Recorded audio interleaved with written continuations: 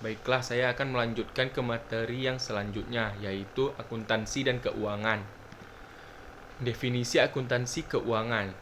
Warren Revefes. Akuntansi keuangan adalah pencatatan dan pelaporan data serta kegiatan ekonomi perusahaan. Laporan tersebut menghasilkan informasi yang berguna bagi manajer.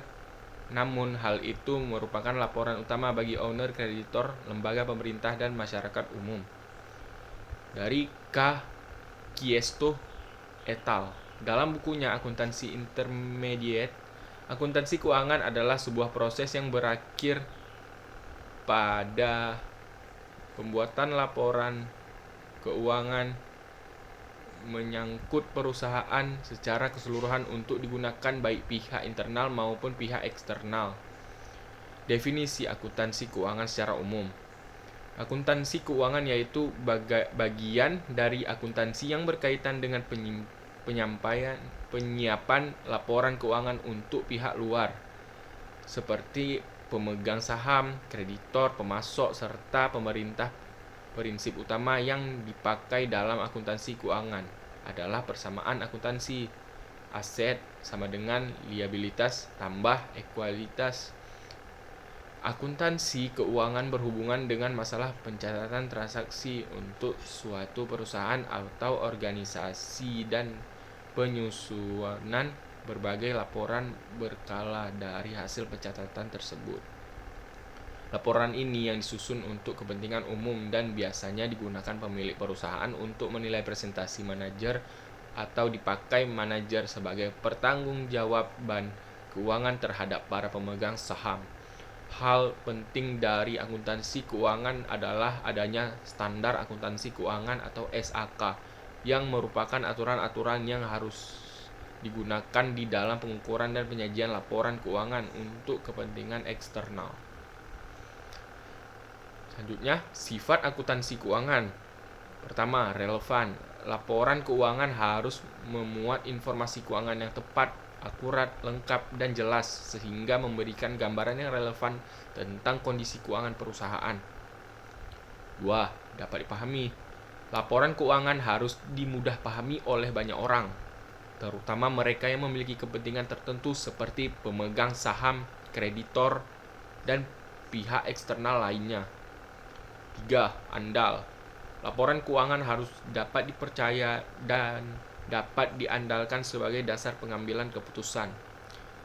4. Dapat dibandingkan. Laporan keuangan harus dapat dibandingkan dengan laporan keuangan sebelumnya atau dengan laporan keuangan perusahaan sejenis sehingga dapat memberikan informasi yang berguna dalam mengevaluasi kinerja keuangan perusahaan. 5. Materialistis. Laporan keuangan harus memuat informasi yang material atau penting bagi pengambilan keputusan. 6. Basis akrual. Laporan keuangan harus disusun berdasarkan prinsip akrual, yaitu mencatat transaksi keuangan pada saat terjadinya, bukan pada saat uang diterima atau dibayarkan. Masih lanjut dari sifat akuntansi keuangan. Selain itu, akuntansi keuangan juga memiliki beberapa sifat lainnya, seperti akuntansi sebagai ideologi. Sebagian pihak beranggapan bahwa akuntansi merupakan alat untuk melegitimasi keadaan dan struktur sosial, ekonomi, dan politik kapitalis. Selanjutnya, akuntansi sebagai bahasa. Akuntansi memiliki bahasa tersendiri yang digunakan untuk menggambarkan transaksi keuangan. Akuntansi sebagai realitas ekonomi. Akuntansi mencerminkan realitas ekonomi suatu perusahaan sehingga dapat memberikan gambaran yang akurat tentang kondisi keuangan perusahaan. Selanjutnya, akuntansi sebagai komoditas. Laporan keuangan merupakan salah satu komoditas yang penting untuk pengambilan keputusan ekonomi dan bisnis. Selanjutnya, fungsi utama akuntansi keuangan. Fungsi utama akuntansi keuangan yaitu untuk memberikan informasi mengenai keuangan suatu organisasi atau perusahaan dengan laporan yang dibuat untuk mengetahui dan menghitung laba maupun rugi yang telah didapatkan oleh manajemen perusahaan untuk membantu perusahaan dalam mencapai target yang sebelumnya telah ditentukan oleh perusahaan. Prinsip akuntansi dan keuangan. Prinsip entitas ekonomi menyatakan bahwa perusahaan harus dipandang sebagai entitas ekonomi yang terpisah dari pemiliknya. 2. Prinsip biaya historis menyatakan bahwa aset harus dicatat dengan biaya perolehannya pada saat diperoleh. 3. Prinsip kesinambungan usaha menyatakan bahwa perusahaan dianggap akan terus beroperasi dalam waktu yang cukup lama. 4. Prinsip konsistensi menyatakan bahwa metode akuntansi yang digunakan harus konsisten dari satu periode ke periode berikutnya. 5. Prinsip materialitas menyatakan bahwa informasi yang disajikan dalam laporan keuangan harus material atau penting bagi pengambilan keputusan. 6. Prinsip basis akrual menyatakan bahwa transaksi harus dicatat pada saat terjadinya, bukan saat uang diterima atau dibayarkan. Prinsip akuntansi menyatakan periode akuntansi menyatakan bahwa laporan keuangan harus disajikan untuk periode tertentu, biasanya 1 tahun. Selanjutnya, prinsip penungkapan penuh menyatakan bahwa laporan keuangan harus mengungkapkan semua informasi yang relevan dan material. Selanjutnya, prinsip kewajaran menyatakan bahwa laporan keuangan harus mencerminkan kondisi keuangan perusahaan secara wajar dan objektif.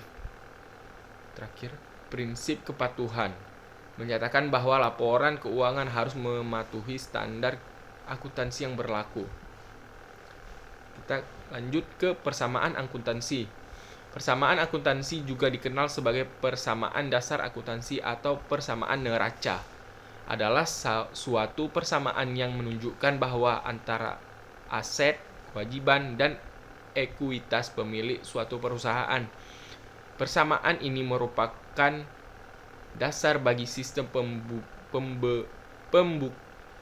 pembukuan berbasis pencatatan ganda atau double entry bookkeeping dan digunakan untuk memproyeksikan kekayaan, hutang, serta modal yang dimiliki oleh perusahaan. Rumus persamaan akuntansi adalah aset sama dengan kewajiban tambah ekuitas pemilik, di mana aset atau aktiva adalah sumber daya yang dimiliki atau dikendalikan oleh perusahaan untuk digunakan manfaatnya di masa depan. Kewajiban atau liabilitas adalah kewajiban finansial atau tanggung jawab perusahaan terhadap pihak ketiga. Ekuitas pemilik atau modal adalah klaim terhadap aset perusahaan setelah dikurangi kewajiban. Persamaan akuntansi memiliki beberapa manfaat, antara lain: 1. Dapat digunakan sebagai sumber catatan untuk melacak perubahan perusahaan. 2. Membantu dalam analisis transaksi dan pembuatan jurnal. 3. Menunjukkan keseimbangan antara aset dan kewajiban perusahaan. 4. Memproyeksikan perubahan dalam posisi keuangan perusahaan termasuk aset, kewajiban, dan ekuitas pemilik. Kita akan lanjut ke definisi keuangan. Keuangan adalah ilmu yang mempelajari tentang manajemen keuangan dalam sebuah organisasi. Termasuk di dalamnya adalah pengelolaan dana, aset, dan sumber daya keuangan lainnya. Prinsip keuangan digunakan untuk memastikan bahwa keuangan perusahaan dikelola secara efektif dan efisien sehingga dapat mencapai tujuan yang telah ditetapkan. Prinsip-prinsip keuangan ini meliputi akuntabilitas, konsistensi, kelangsungan hidup, transparansi, prinsip kehati-hatian, basis akrual, periode akuntansi, penungkapan penuh, kewajaran, dan kepatuhan keuangan. Juga memiliki lembaga yang terdiri dari 2 jenis, yaitu lembaga keuangan umum atau konvensional dan lembaga keuangan syariah. Keuangan dapat secara luas dibagi menjadi 3 kategori, yaitu keuangan publik, keuangan perusahaan, dan keuangan abadi. Kita akan lanjut ke peran manajer atau manajer keuangan. Pertama, membantu perencanaan bisnis dan pengambilan keputusan. Tugas utama manajer adalah membantu perencanaan bisnis dan pengambilan keputusan dengan memberi nasihat. Selanjutnya, mengelola fungsi akuntansi perusahaan. Manajer keuangan bertanggung jawab untuk mengelola fungsi akuntansi perusahaan, termasuk pemeriksaan penggunaan internal keuangan perusahaan. Selanjutnya, mengkoordinasi pengontrolan dana perusahaan. Manajer keuangan juga bertanggung jawab untuk mengkoordinasi pengontrolan dana perusahaan. Selanjutnya, menyediakan laporan informasi keuangan perusahaan. Manajer keuangan juga bertanggung jawab untuk menyediakan laporan informasi keuangan perusahaan serta analisis rasio keuangannya. Selanjutnya, merencanakan dan menganalisa pembelanjaan perusahaan. Manajer keuangan memiliki tugas pokok yaitu merencanakan dan menganalisa pembelanjaan perusahaan. Selanjutnya, mengambil keputusan investasi dan pendanaan. Manajer keuangan juga bertanggung jawab dalam mengambil keputusan investasi dan pendanaan. Selanjutnya, koordinasi dan kontrol. Manajer keuangan bertanggung jawab dalam koordinasi dan kontrol kegiatan keuangan perusahaan.